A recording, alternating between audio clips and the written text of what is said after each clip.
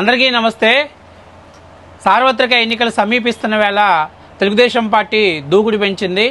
అలాగే కొన్ని నియోజకవర్గాలలో ఇన్ఛార్జీలు లేని చోట కొత్తగా ఇన్ఛార్జీలు నియమిస్తూ ఈరోజు చంద్రబాబు నాయుడు గారి ఆదేశానుసారం అచ్చెన్నాయుడు గారు ఒక లేఖను రిలీజ్ చేశారు. ఆ లేఖలో ఎప్పటి నుంచో దర్శి నియోజకవర్గానికి ఇన్ఛార్జ్ లేకపోవటాన్ని ఈరోజు ఇన్ఛార్జి గోరంట్ల రవికుమార్ గారు నియమిస్తూ రాష్ట్ర తెలుగుదేశం పార్టీ ఒక లేఖను రిలీజ్ చేసింది. గోరంట్ల రవికుమార్ గారు అర్షిని విద్యా సంస్థల ద్వారా ప్రకాశం జిల్లాలో అందరికీ సుపరిచితులే.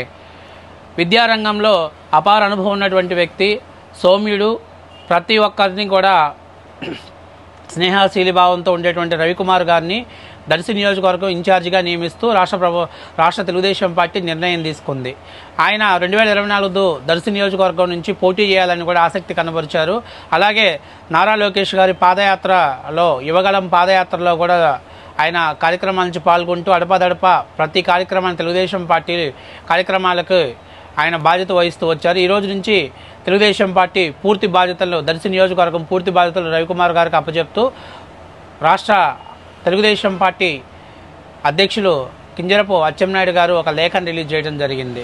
అలాగే దర్శి ఎన్నికలు సమీపిస్తున్న వేళ అయితే చంద్రబాబు నాయుడు గారు చెప్పారు, బాబు షూరిటీ భవిష్యత్తు గ్యారంటీ, సూపర్ 6 అనేటువంటి కార్యక్రమాలు కూడా నియోజకవర్గంలో మందకొడిగా జరుగుతుండటంతో వాటి మీద పూర్తి స్థాయి దృష్టి ఎందుకు పెట్టలేదో అని అధిష్టానం నాయకులను అడిగినప్పుడు మాకు సరైనటువంటి ఇన్ఛార్జ్ లేడు, ప్రోత్సాహం లభించట్లేదని చెప్పారు.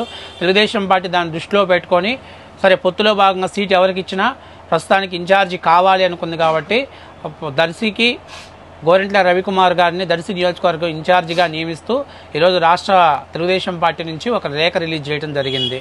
మరి రేపు ఎల్లుండిగానే ఆయన బాధ్యత నిర్వహిస్తారు. అలాగే ఆ రవికుమార్ రాకతోటి టీడీపీ క్యాడర్లో మంచి జోష్ పెంచి 2024 సార్వత్రిక ఎన్నికల్లో తమ సత్తా ఏంటో చాటాలని తెలుగు తమ్ముళ్ళు కూడా ఉవ్విళ్ళు ఊగుతున్నారు.